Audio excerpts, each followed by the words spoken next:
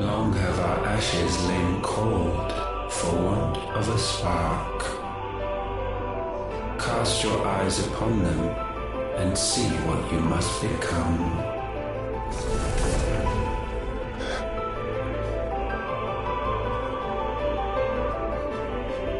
Valisthea cannot endure a second claim upon her being. The avarice of man drives her ever closer to destruction. But she may yet be saved by you. It is what you were born to do, why we nursed you and fed you, as your own mother should have. And now that you are fully grown, our Muthos, it is time at last for you to serve your purpose. To right your wrongs. If our sin is wanting to survive, then you are as marked by it as we are. The fault is yours. Our wills were born because you abandoned us.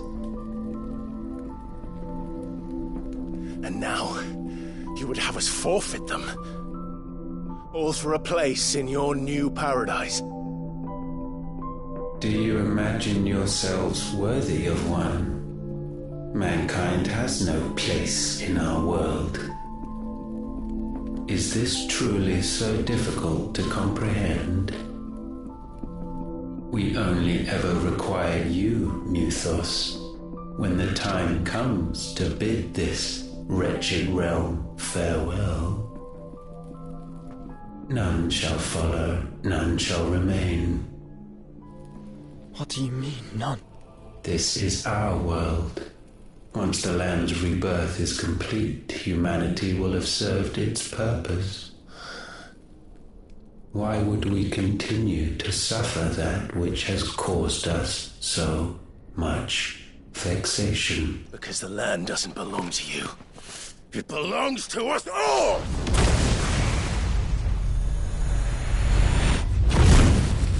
What? That is where you are mistaken. You own nothing but your precious will.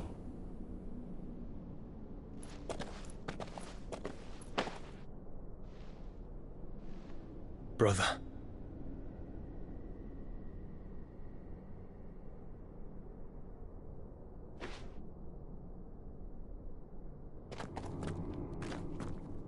I can't do this alone. And you don't have to. I grow weary of your dissent. Now you must learn that this master will not tolerate disobedience.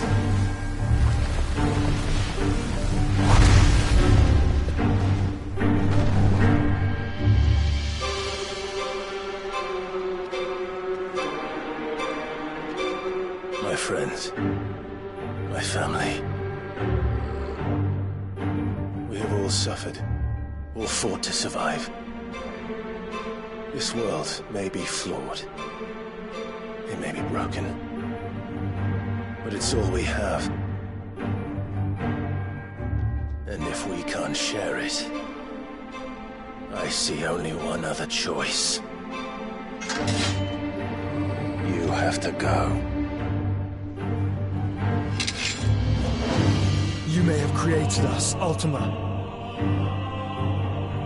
But it's time we lived on our own terms. This isn't your world anymore.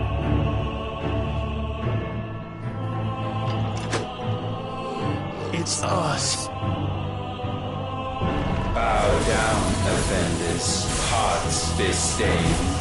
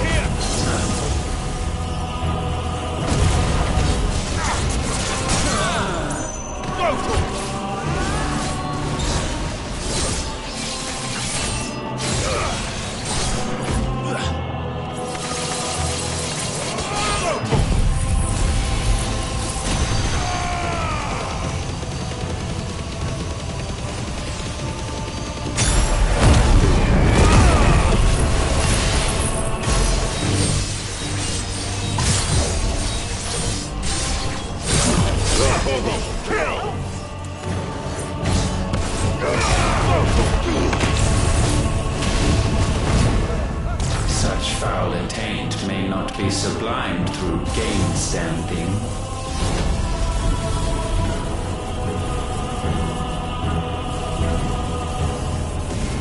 Only with heads hung low is penance paid. O wretched mortals, incapable even of contrition, in fitting season shall we reap our harvest.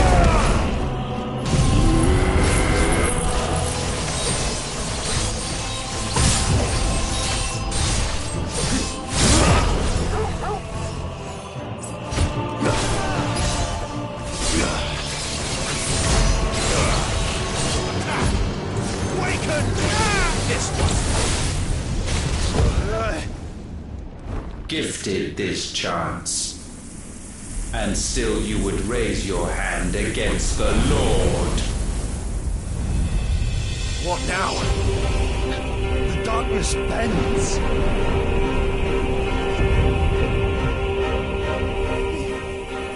He means to end us. It wouldn't be the first time. But let's make it his last. Your fate is inexorable. Surrender the vessel unto the darkness. Surrender it unto us. Kneel before us.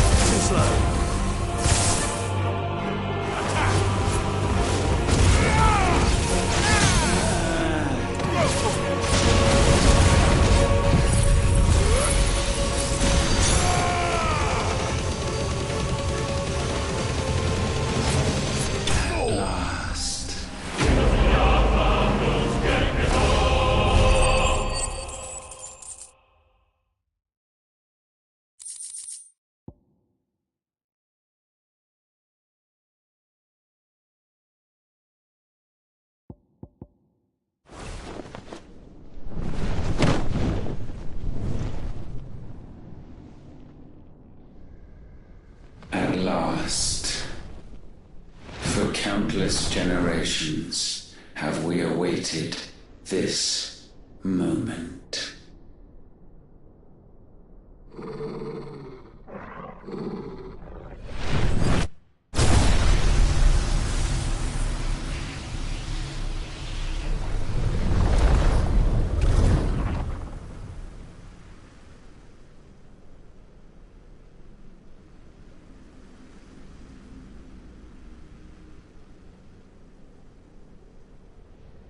Your struggles have made you strong, yet your soul remains heavy with sin.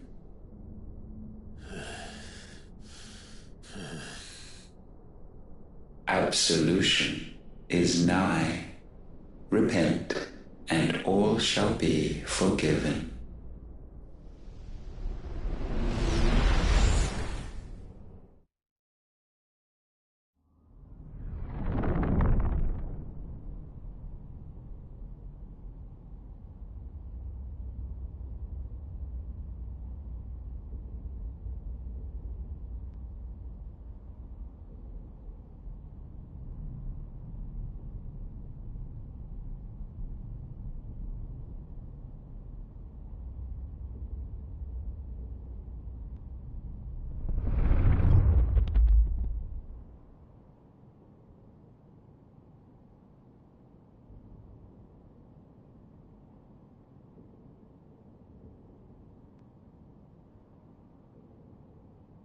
Tell me, Clive, how many lives have you saved since taking my name?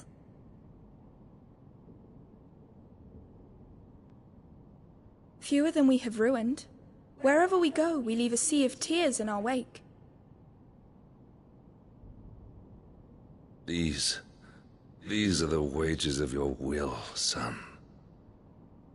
What good are our choices when all they ever bring, all they will ever bring, is death?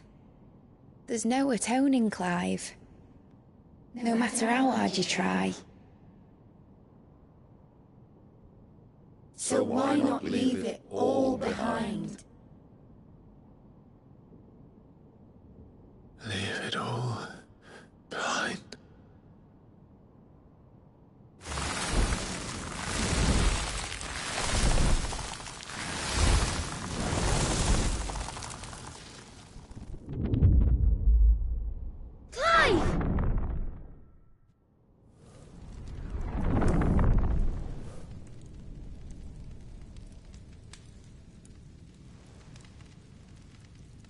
Please, won't somebody save me? Won't anybody love me? I yearn, yet still she is not mine. Have I not given enough? From will is born desire, and it is this which consumes you, rendering you incomplete. Do you not see how the world bends and warps under the weight of your hungering hearts?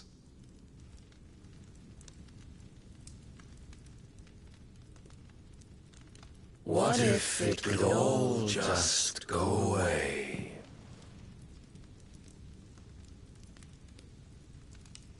Just go away.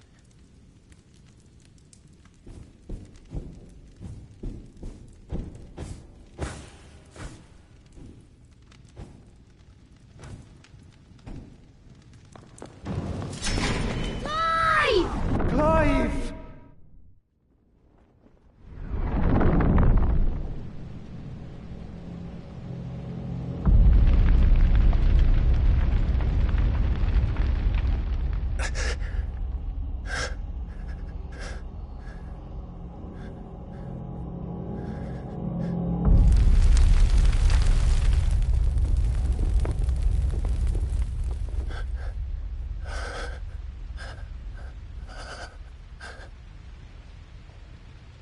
None of this is real. Wake up. It's time to go home, Clive.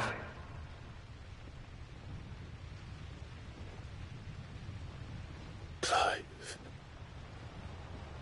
That's right. You're my brother. Brother.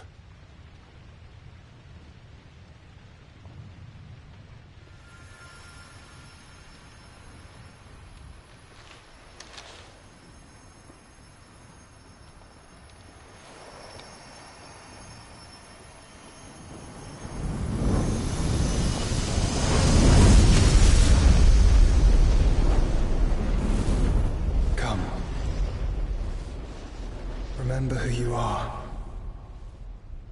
Clive.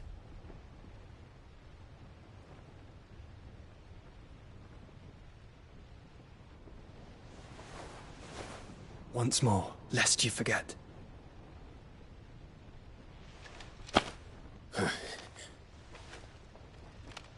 My name is Clive. Clive Rossfield. Look, Ultima.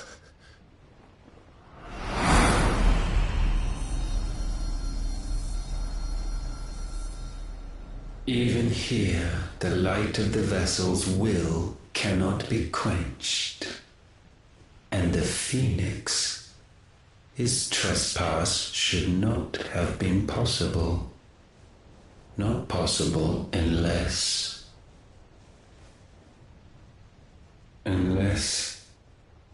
he has been with Muthos all along.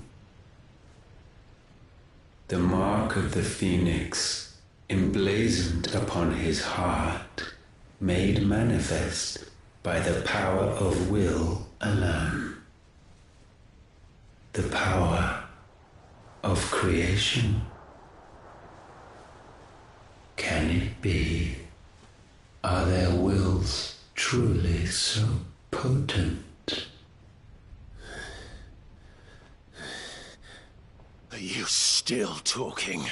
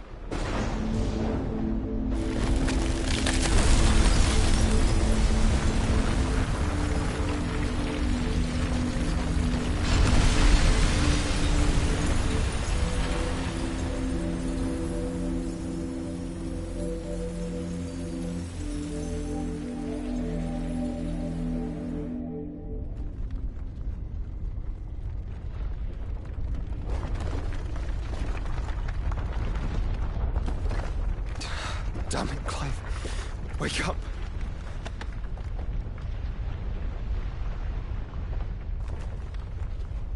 That. Sorry to wake you, but I think it may be time to leave. This place.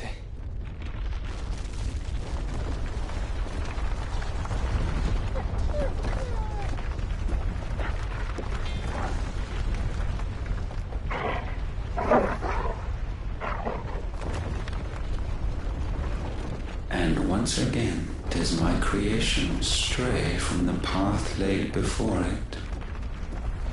Steeped in conceit, you fancy yourself a god. You embrace Logos. But we will put an end to this hubris. What are you talking about? In the halls of origin does our true power quicken.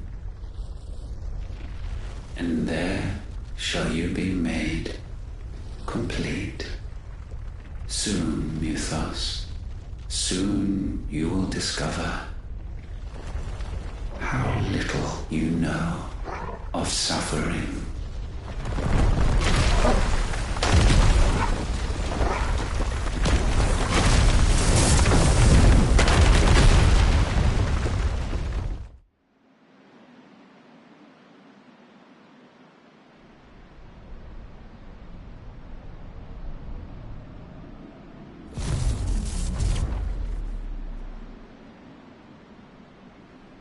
And And so the crystals are no more.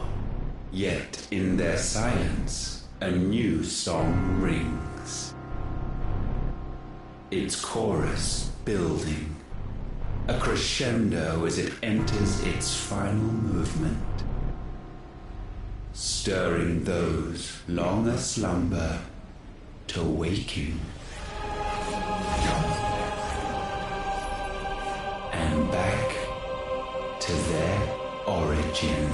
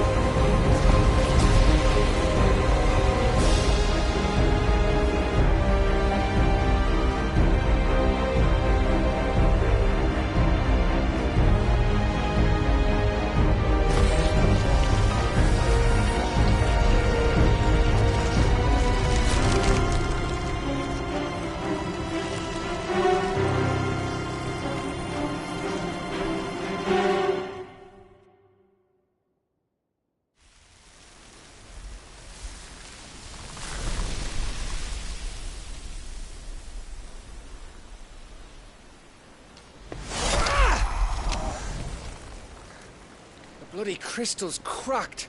So where the hell are they?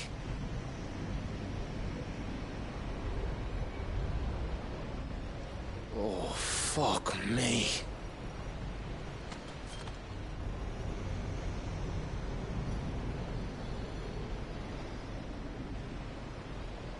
Is that ether?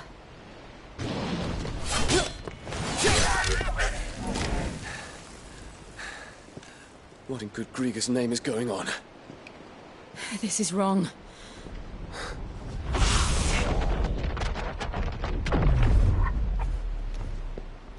Are we back? Clive! Joshua! Jill!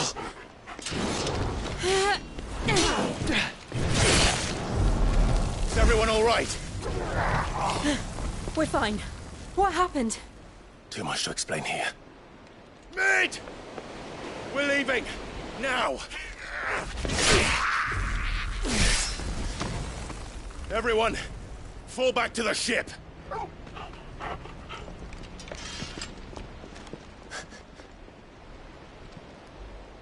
I will be with you anon. Thank you.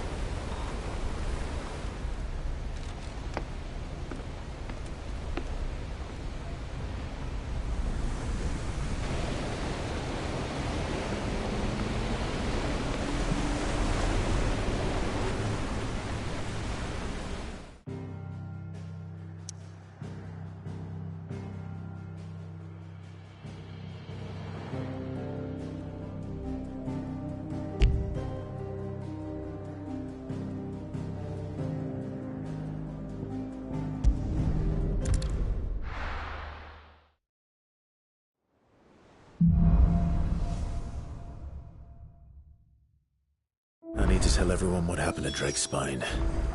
And I'm going to need Otto's help.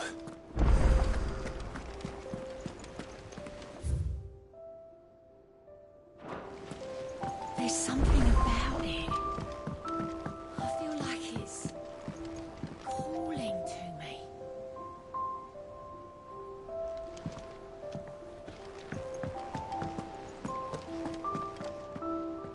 Still alive, I see. Something tells me that I saw on the horizon is your doing. How'd you manage that? It's a long story. One that I'd rather only tell once. Right. All hands on deck, then.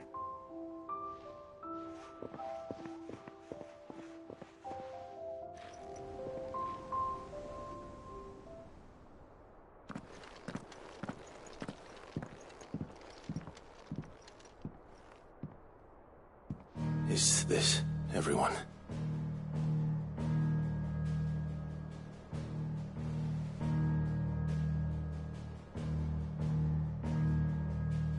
As I'm sure you've all guessed, the crystal which now commands the eastern skies was summoned by Ultima. He called it Origin. Though the significance of that name is as yet unclear. What does it matter what it's called? Its emergence tore Twinside asunder, and wiped my homeland from the map.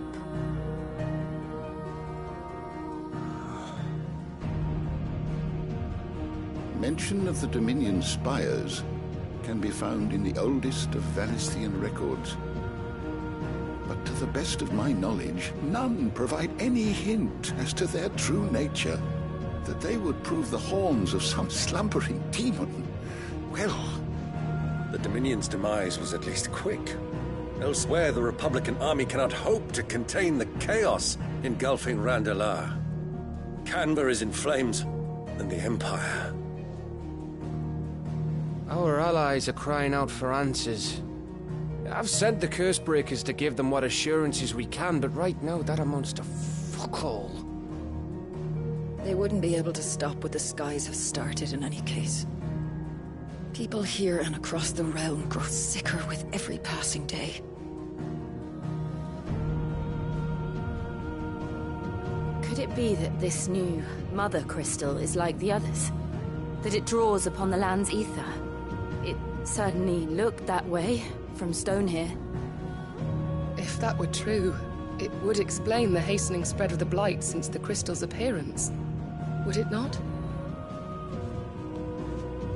And as the land's ether slowly rises to the surface, it pools, corrupting all who cannot channel its energies.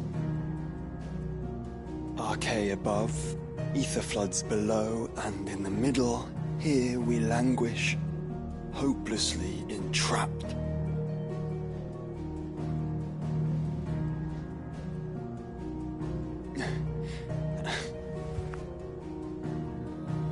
It's all right.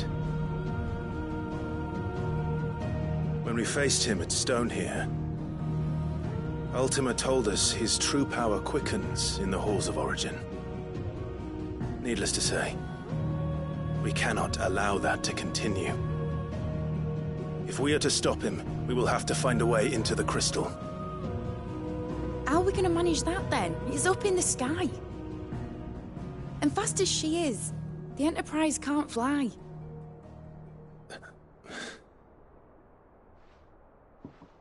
It's a lot to take in, and I reckon we'd all benefit from some time to clear our heads. The answer will come to us. Don't you worry. Ain't that right, Clive? Right. That's right. Well, go on then. Bugger off.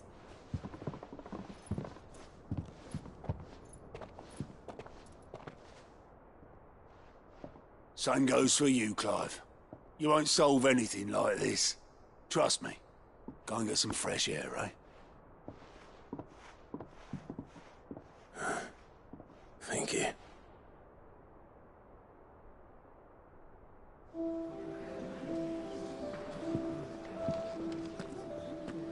Joshua seemed upset.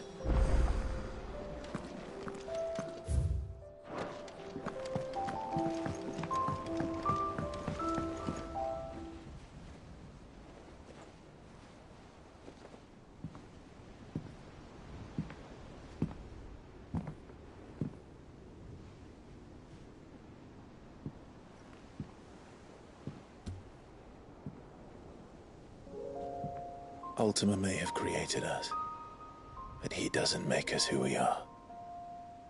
Only we can do that. And if he would have us fight for our survival, so be it. It's what we've been doing all along. Much like Ultima himself, it would seem. His new world being naught but a means to survive. And so, we must contend to decide which of us shall inherit the land.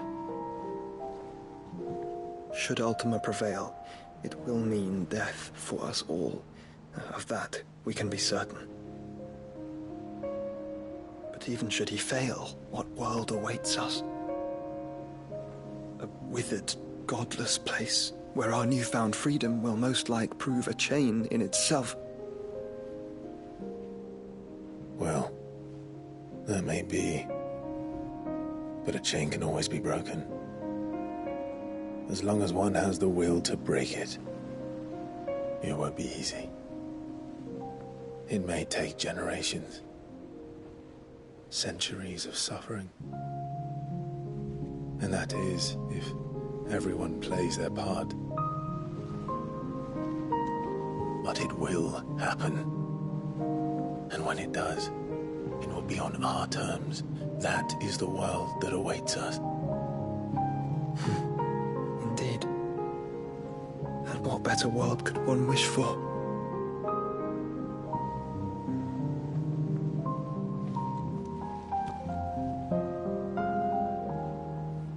But first, we have to reach that crystal. Then it's a good thing I have wings. You can barely stand, let alone fly. And only the Founder knows what horrors await in those skies. Are you certain about this? Am I certain? I am the Phoenix. I will do what I must. This is our fight. Remember?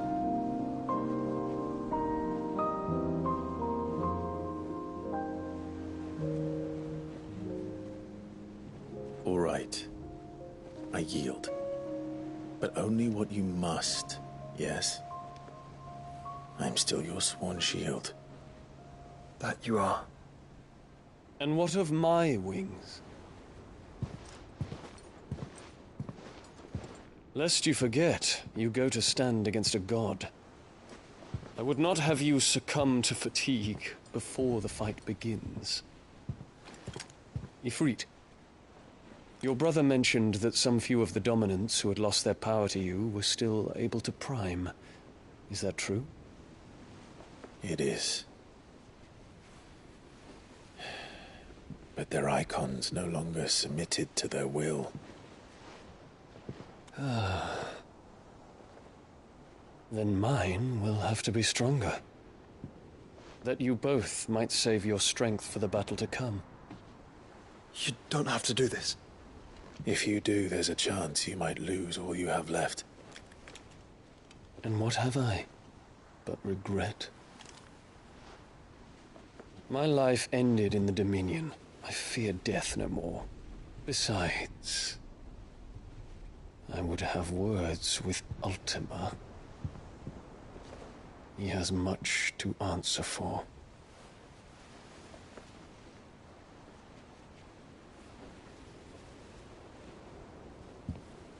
We are in your debt, Dion.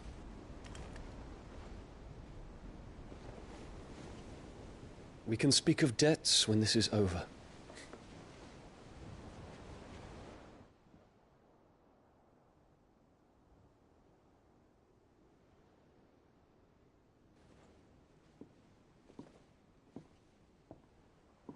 He speaks like a man who knows he's not coming back. And has come to terms with that. That doesn't mean that we have to, does it, Clive? Time to talk to Jill. I only hope she understands.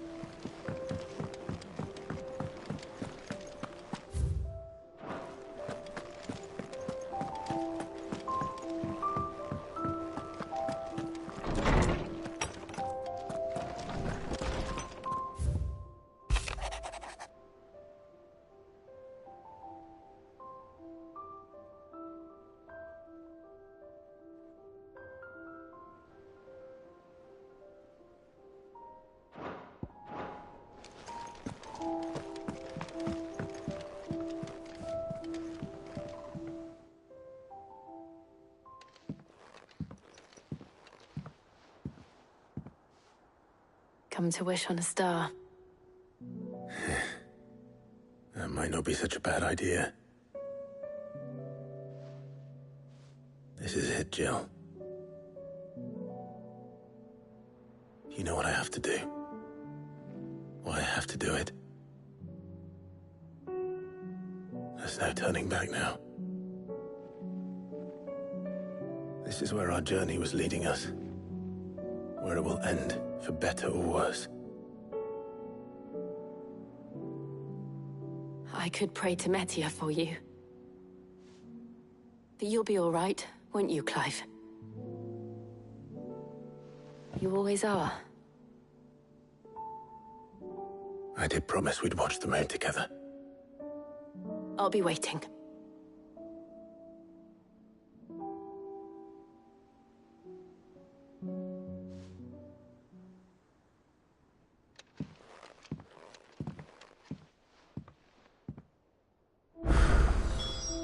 It's almost time. Better make sure I haven't forgotten anything.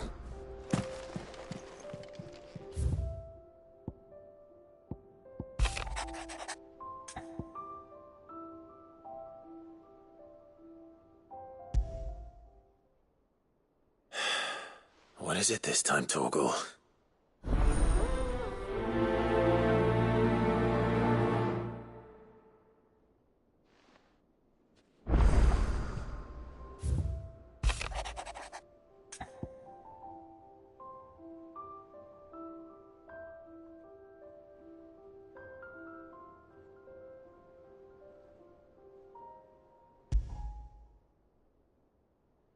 Something tells me this is no mere adventure story.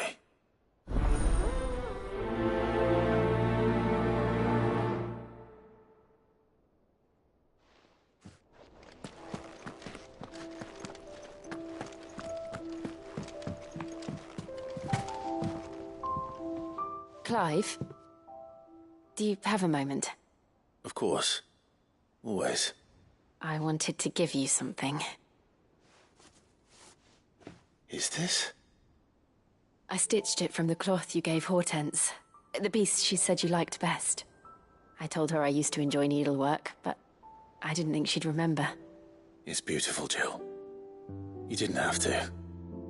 When I was very little, I recall my mother telling me that young ladies of the court would give knights ribbons from their hair before they went off to war. I still wear mine, so I made you this instead. Black is the color of eternity. It cannot be stained. It cannot be sullied. It is unchanging, unwavering, just like your resolve. And mine. Our resolve. May it never diminish. And may it ever bring you back to me. I will always be here. Thank you, Jill.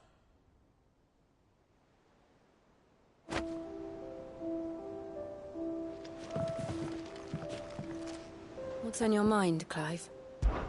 Somewhere in the back. I know. Thank you. And so for now, be strong, Clive.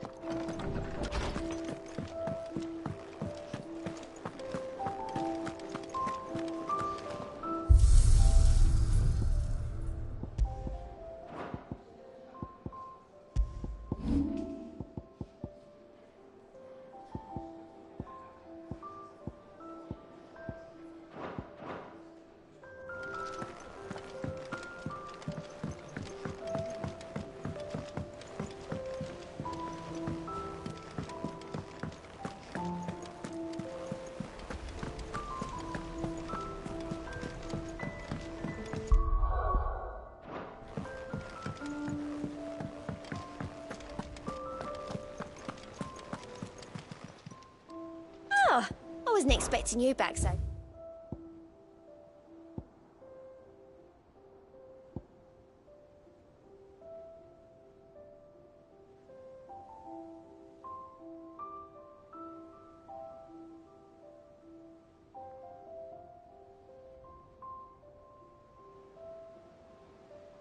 Best of luck out there, Sid.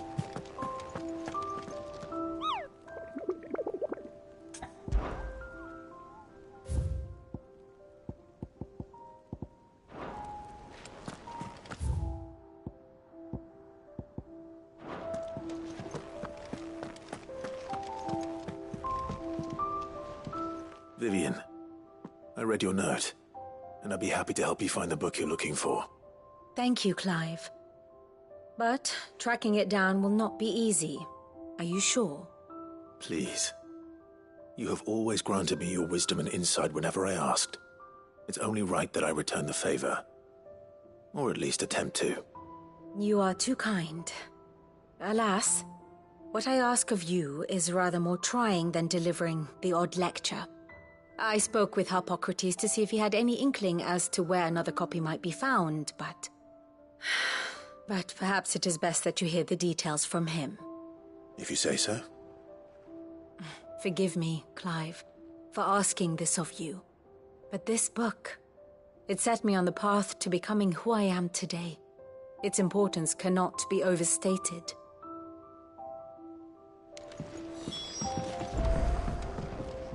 Clive. Allow me to educate you.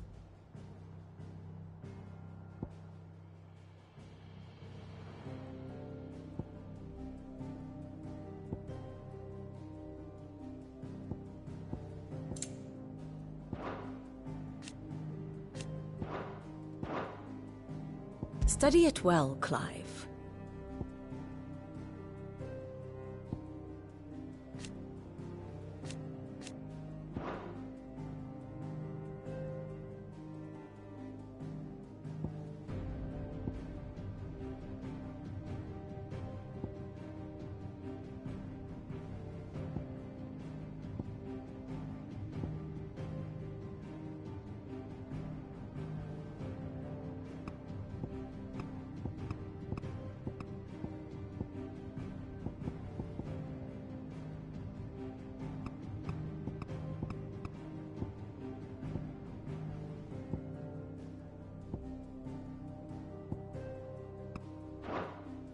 Very good.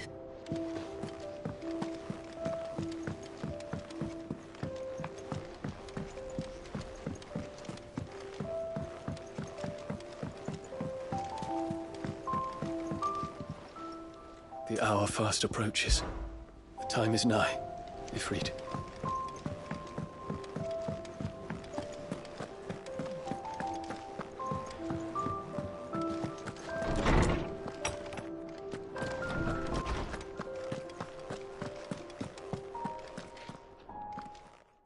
Clive, my boy. What a pleasure it is to see you. Harpocrates. There's something I need to ask you. I've been charged with locating a book called From a Distance. Then you seek a rare gem indeed. One whose name I had not thought to hear from your lips. You've been talking to Vivian. Right as always. But she didn't seem keen to tell me very much. I take it she didn't like what you had to say. And yet I gather it did naught to dissuade her. Clive, if the young professor has tasked you with obtaining a copy, I fear she asks the impossible. The executors would not allow it. The executors? Coveters of Secrets.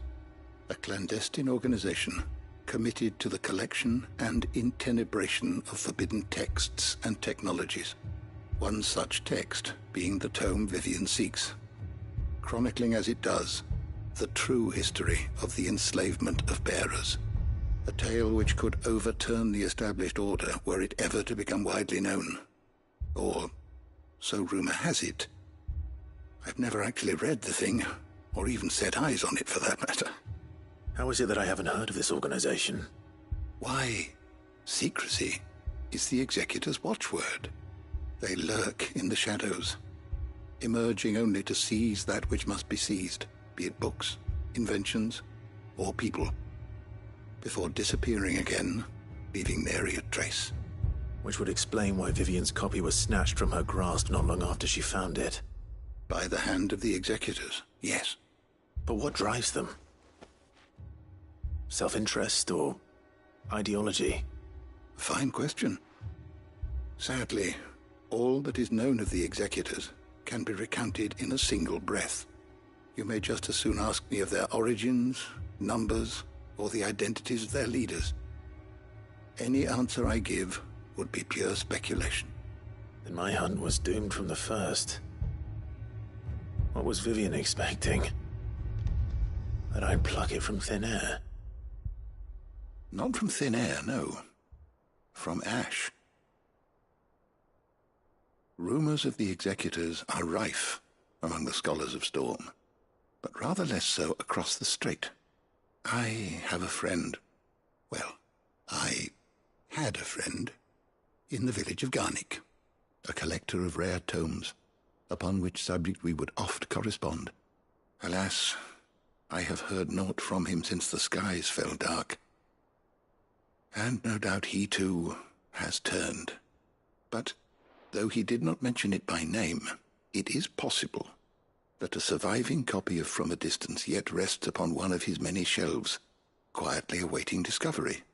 If you were, by some chance, able to save even a single book from the poor man's library, I know his soul would rest easier. Very well. When I next find myself in Waloed, I'll be sure to pay Garnick a visit. Good morrow to you, my friend. I don't believe you've read this particular chapter before. You wish to study the tomes?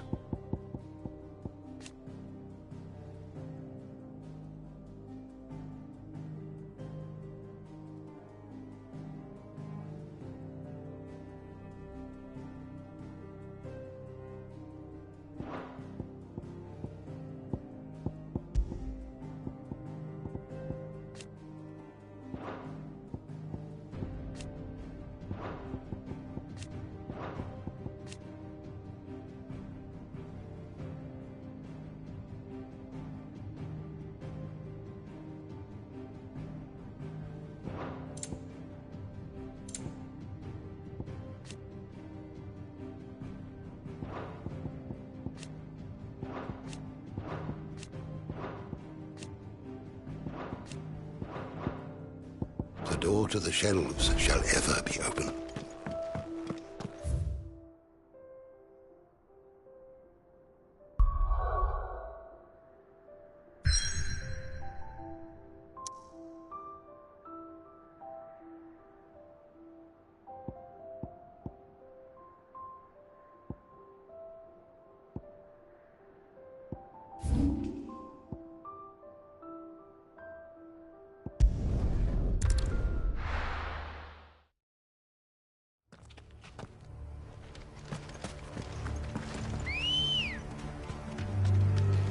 Ready, go? Fly, Ambrosia.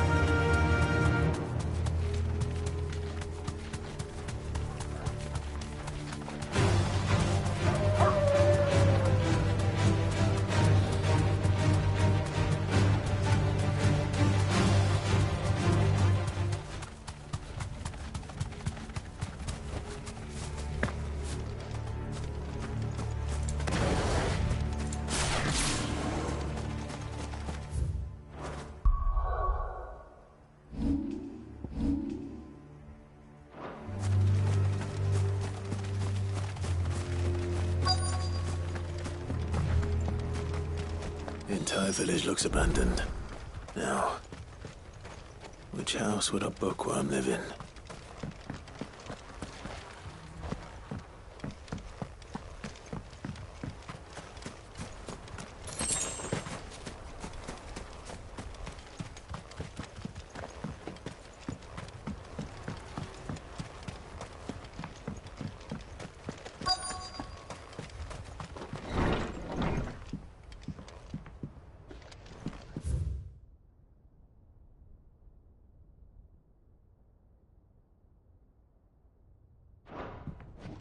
This is a Royal Army logbook.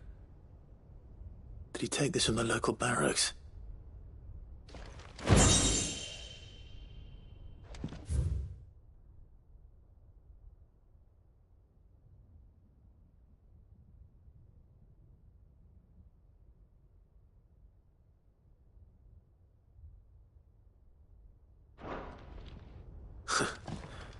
His interests were certainly varied.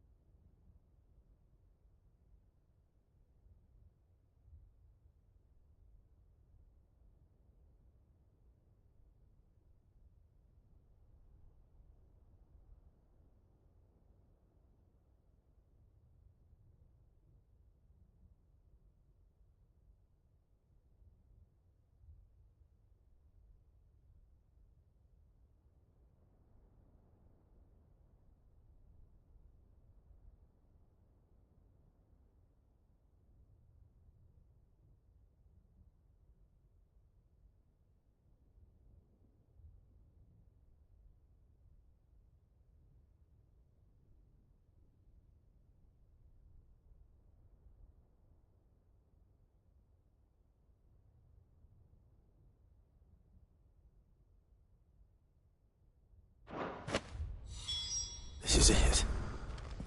But if what it says is true, I need to get this back to the hideaway.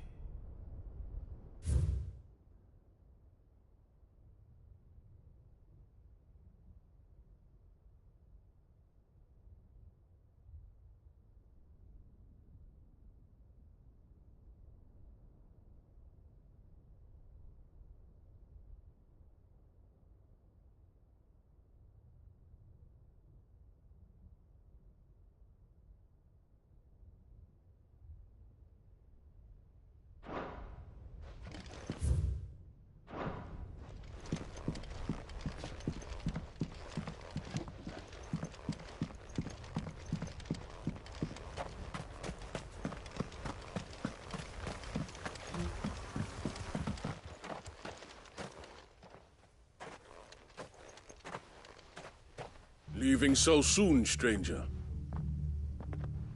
We've been watching you. From a distance, so to speak. Subtle. I know who you are. Then we need not waste time on introductions. Hand me the book. Leave it in our care and return to your life. Your care? Do you mean to burn it, or bury it? That is not my decision to make. But by one means or another, its contents shall be removed from the common record. Then I'll have to politely refuse. I won't let you erase our history. Then we find ourselves at an impasse. Very well. The book can just as easily be pried from your dead hand.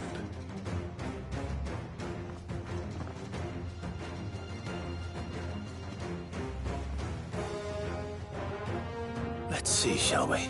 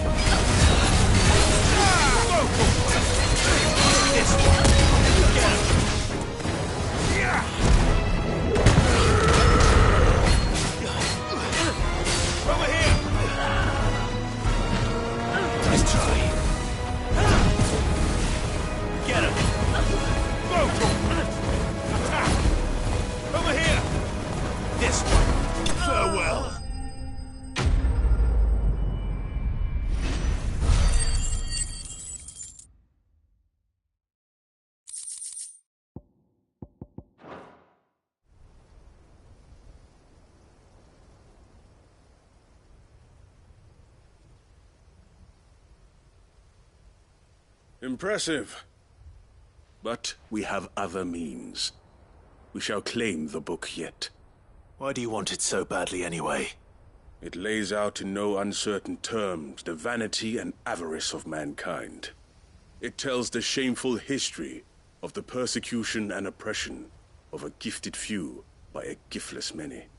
Would you say that this interpretation was correct? I don't know.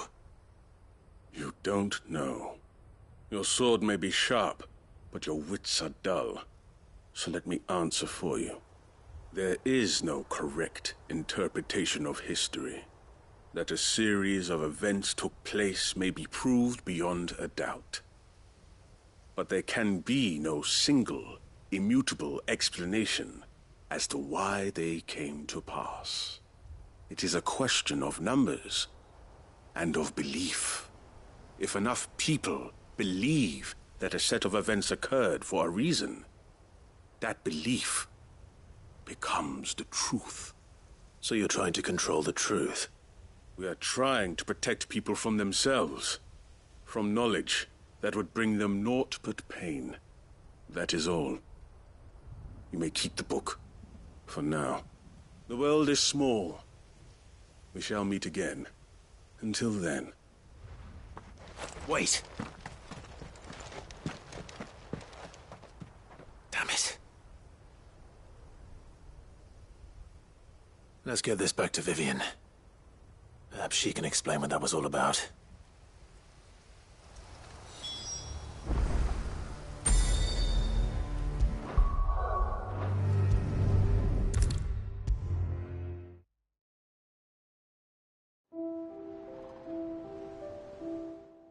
Vivian. I found it. The book you lost.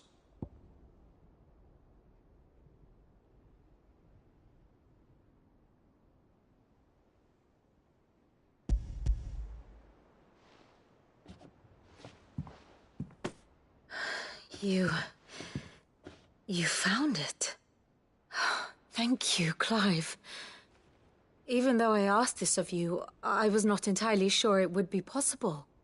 I feared the executors had seized every copy. I met with one of these executors, and I convinced him to let me keep it. He told me something. That the truth is just a matter of collective belief. And that if enough people believe a lie, that lie becomes the truth. It does. But it also means that the truth is not immutable. That it can be changed. Provided that those who wish to change it can convince enough people that their perspective is the correct one. As the sad history of the bearers proves. You said that the book inspired you to become a scholar. It did. Or its author, rather. She was a heretic, you see. A firebrand and a dissenter. A gallows stood ready for her in every corner of the realm.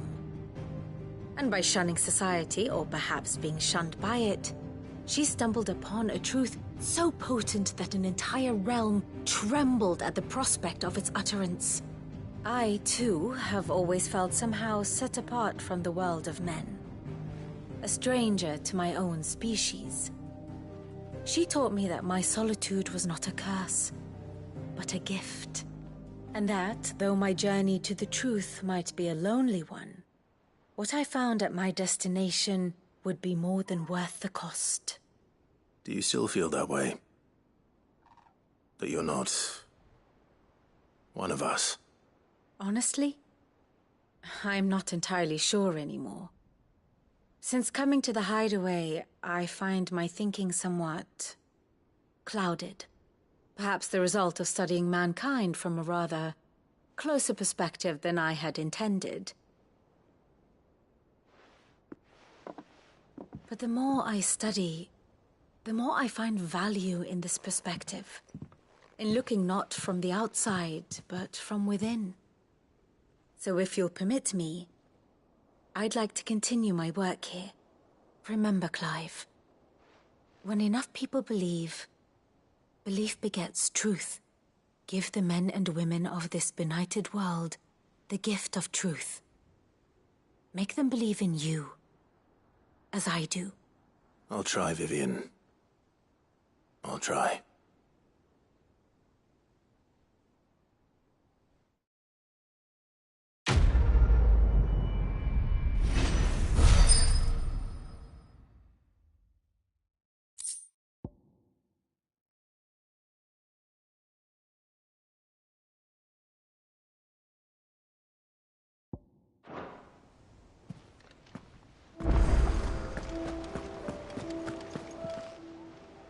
How may I help you today, Clive?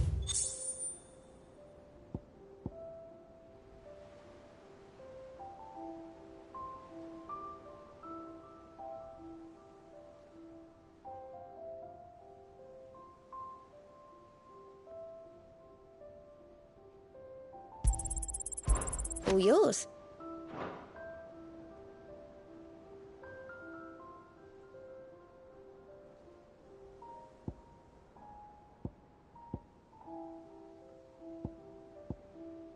Best of luck out there, Sid.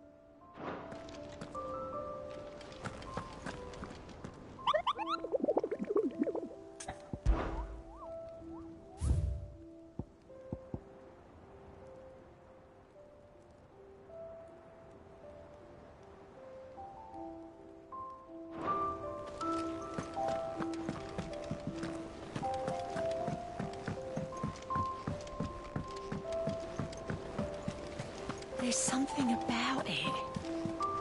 I feel like it's calling to me.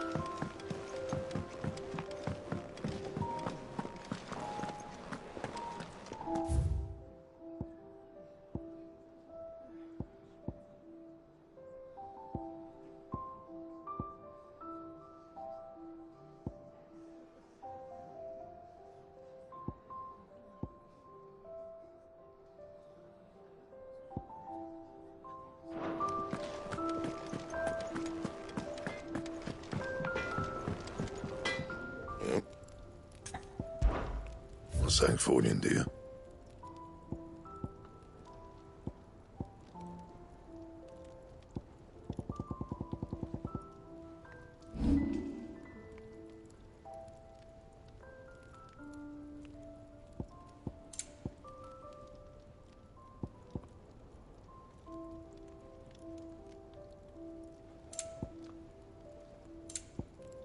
And?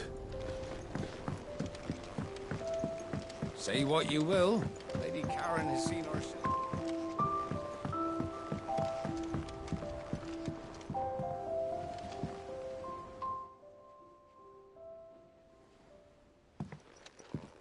Pining for something, boy.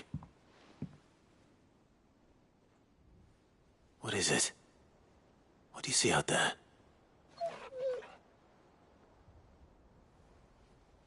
I never did ask where you got that anklet of yours.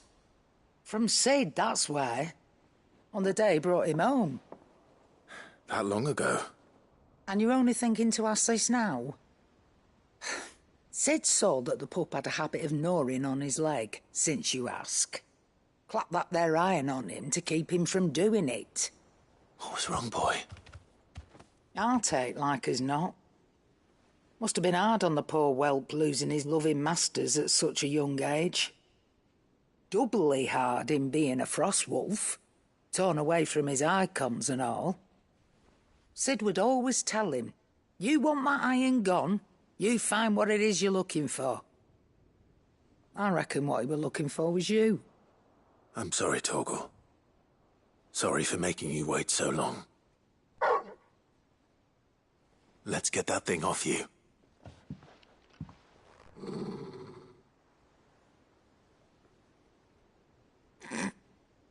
Doesn't sound like he wants it off.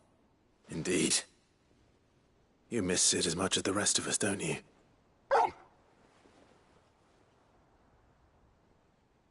You want me to go with you somewhere?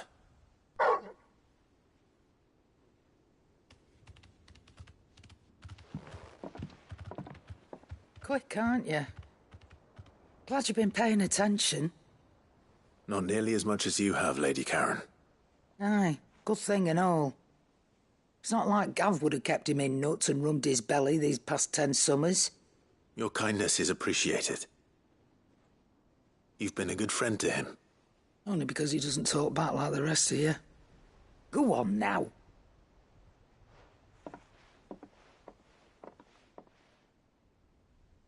Where to then, Torgal?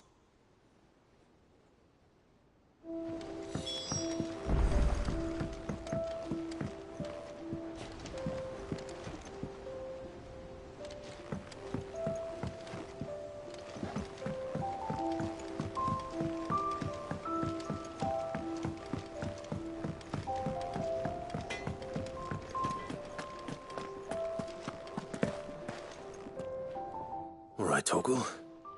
Where are you taking me? I'm going to need a little bit more than that, boy. Do you have a better hint for me? Unless... you've already given me one. Back on the rear deck, you were looking west, toward Rosaria.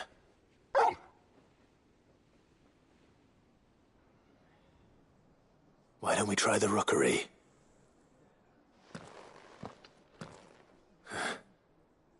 I haven't been to the island in almost 20 years. To Port Isolde, then. Fingers crossed the old mooring is still there.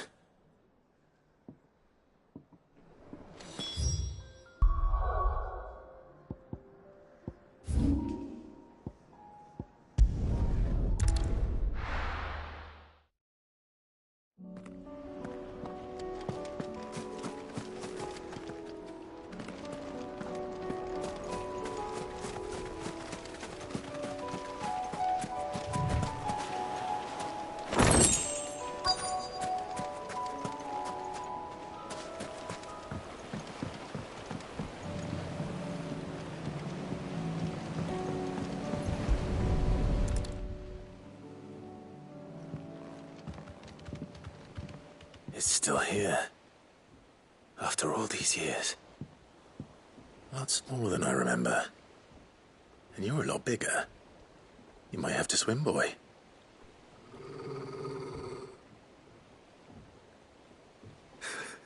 I wasn't being serious.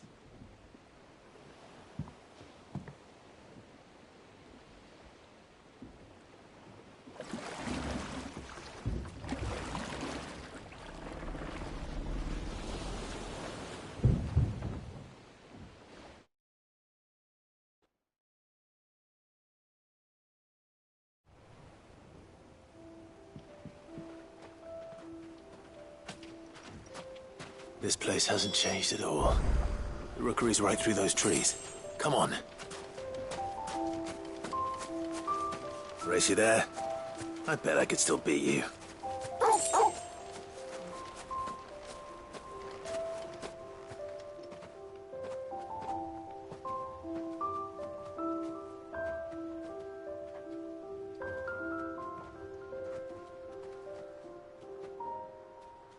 Here we are. This was our hideaway.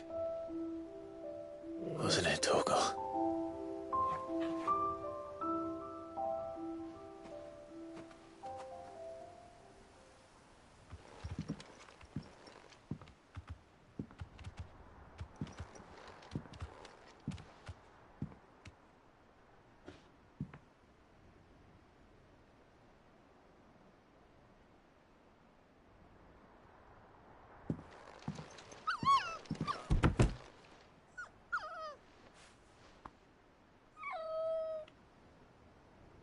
Coming here helped me to forget who I was. Or wasn't. Prince, shield. Son his mother could love. Had I been any one of those things? Perhaps.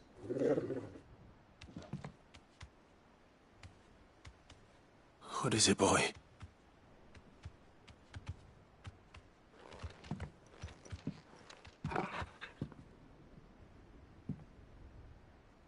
This is all from the castle.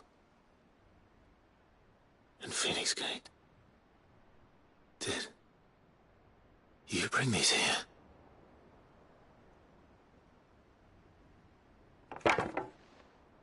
My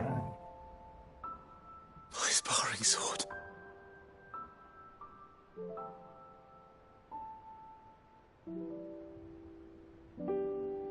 Well. You never stopped looking for me, did you, boy?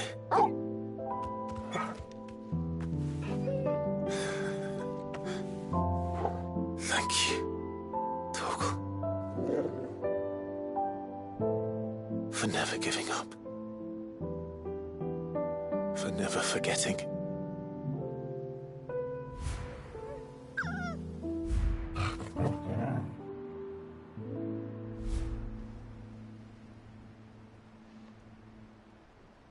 Let's take this with us, shall we?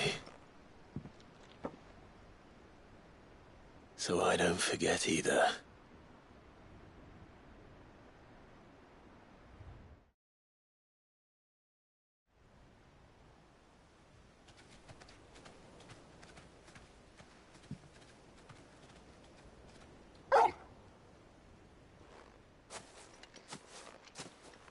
That's not the way back to the boat, Torgal.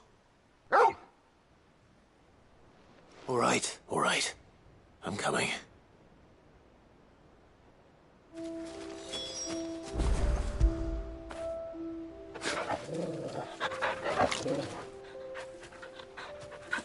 I think I know where we're going.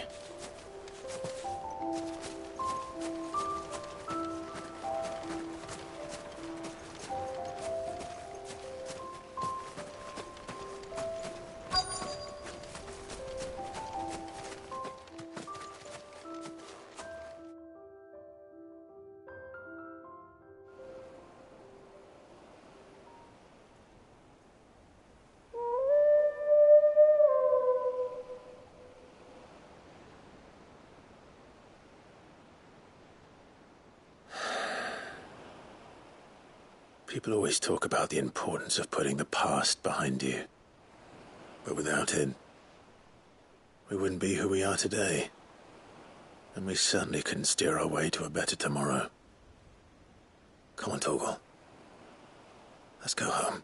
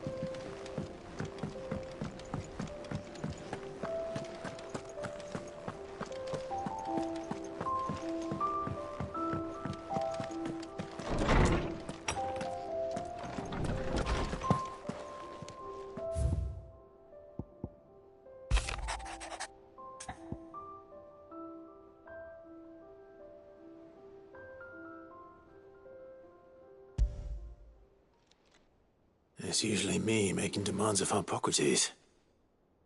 I wonder what this is about.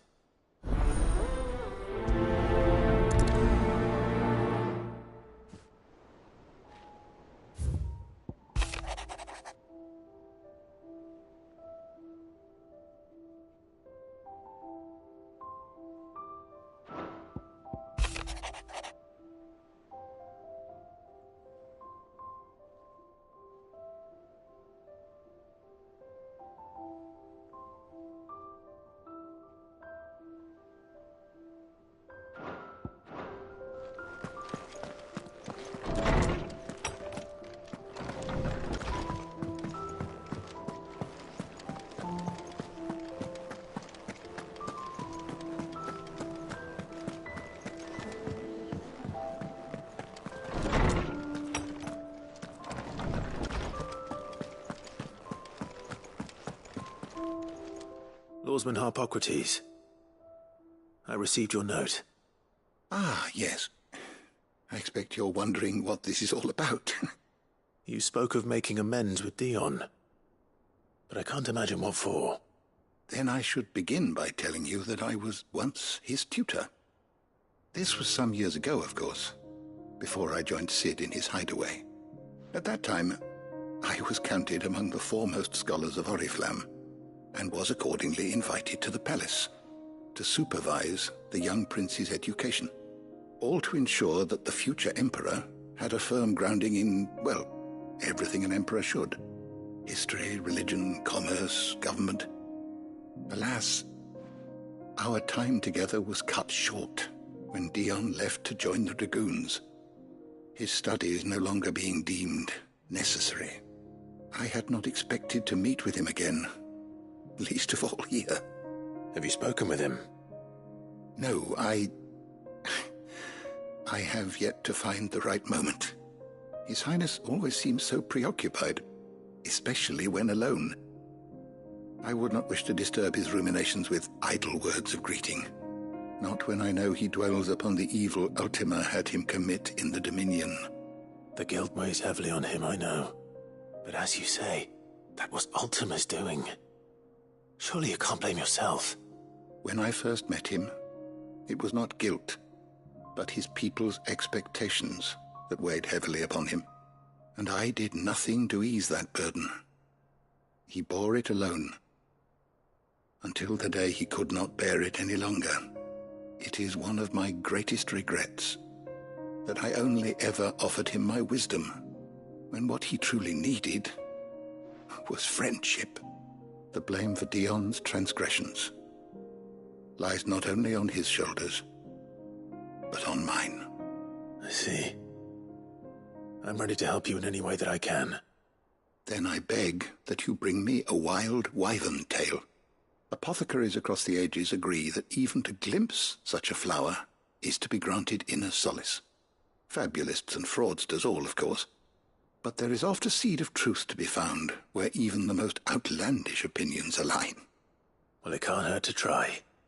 Where can I find this flower? And how will I know it? You have seen cultivated wyvern tails before, I trust.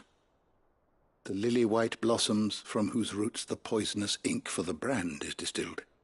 Well, those which grow in the wild differ only in their purple hue. The harsher the environment in which they are raised, the deeper the colour. There is a waterfall in Rickmal's roost across the strait, where the flowers once grew in abundance. Whether they still survive there, I know not. But try as I might, I can find no likelier location. It's all right. I'll find you a wyvern tail one way or another. Thank you, Clive. And please, be safe.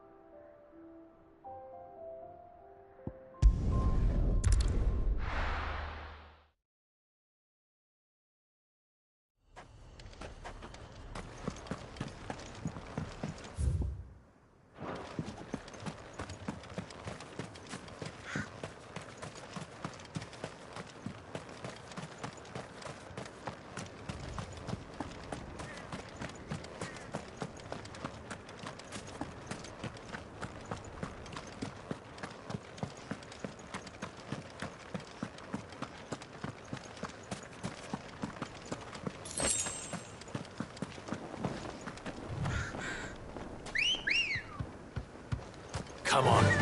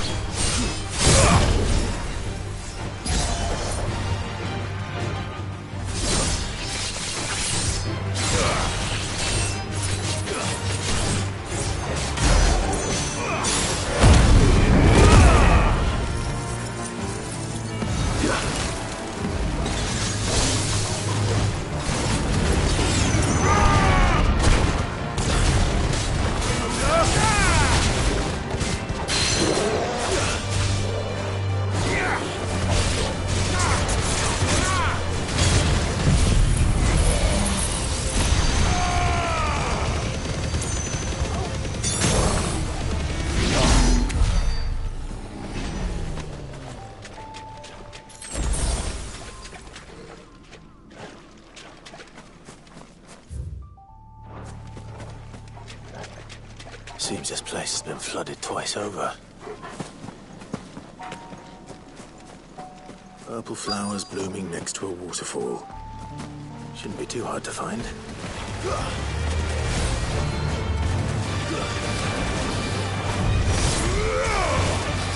Too slow.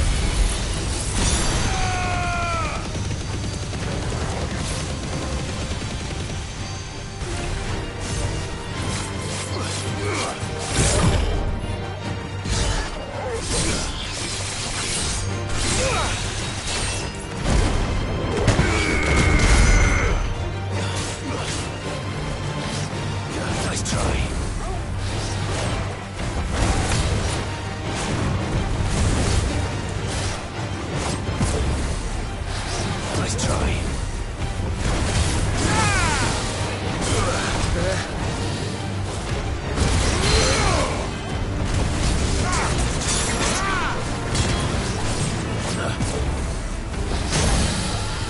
Let darkness fall!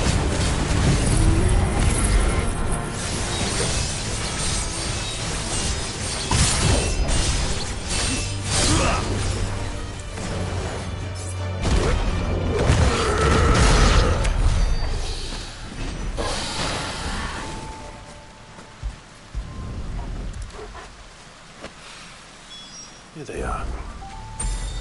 Might as well pick enough for a bunch, I suppose.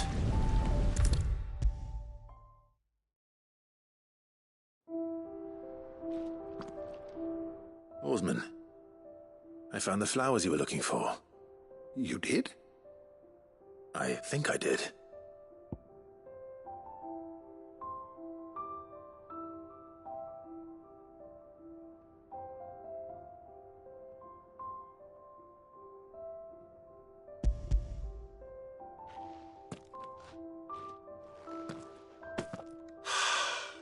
You did indeed. My dear boy, thank you. You wanted to make Dion a gift of one, did you not? Shall I invite him to join us? Oh, I don't... It's no trouble. I'll go and fetch him.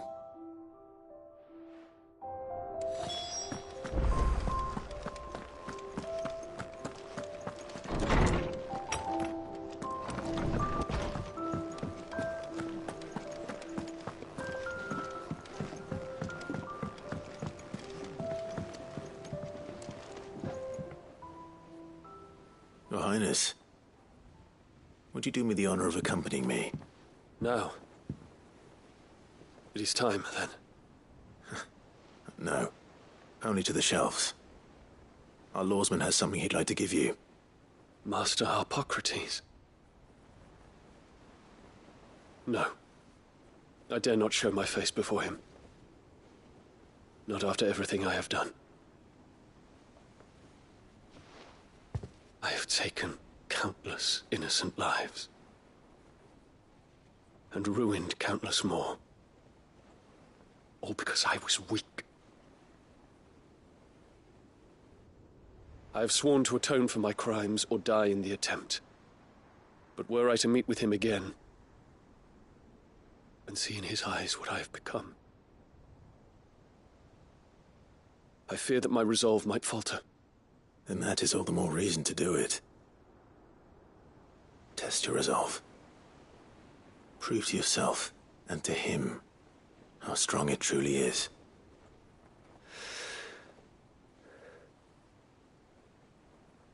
You are right. I must, at the very least, offer him my gratitude. Very well, then. Take me to him. Follow me.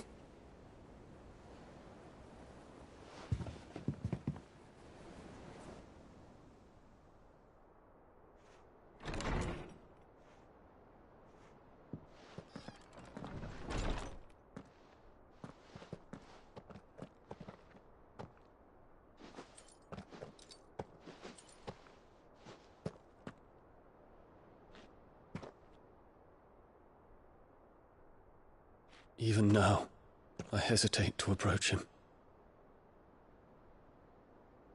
What must he think of me? You'd be surprised.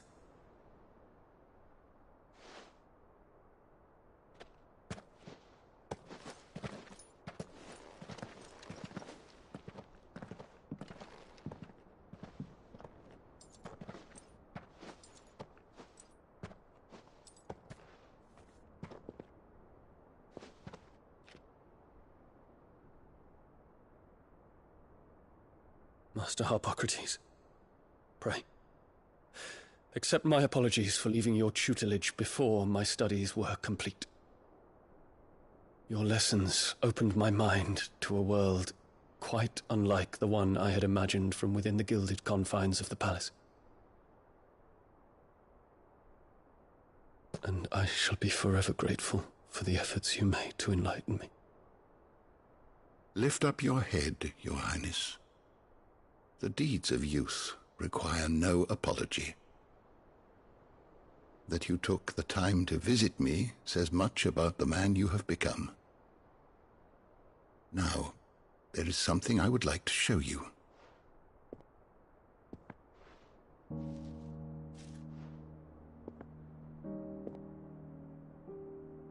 Is that a wyvern tail?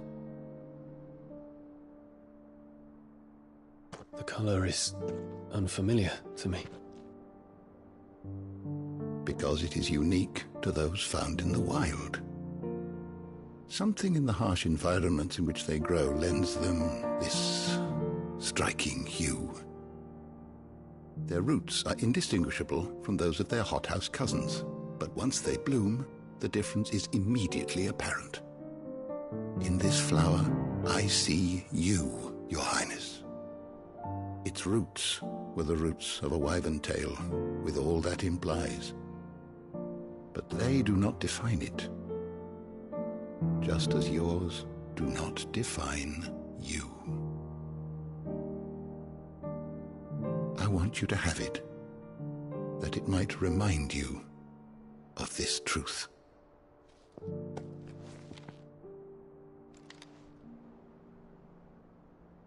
Master Harpocrates, I would ask of you a service. Keep your gift until I have fulfilled my duty to the realm, for only then shall I be deserving of it.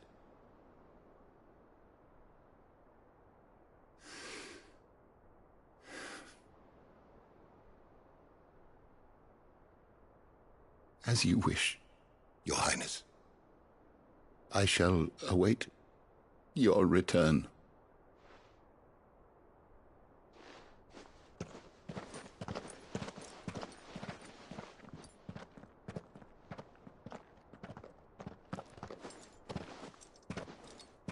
Our roots do not define us. No wonder my stepmother didn't like him. For reuniting me with memories I had thought long lost.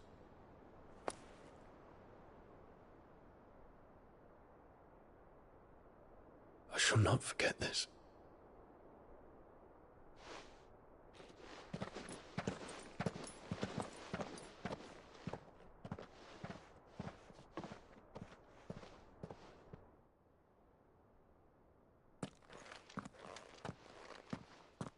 Thank you, Clive. Were it not for you, I fear I might never have found the right moment to speak with him. Not to mention the wyvern tales. I shall plant their seeds, that I might not disappoint His Highness upon his return. I hope the soil in the hideaway is to their liking. Why, these flowers bloomed in the bleak, black wastes of Waloed. I'm sure Nigel's yard will suit them to a T.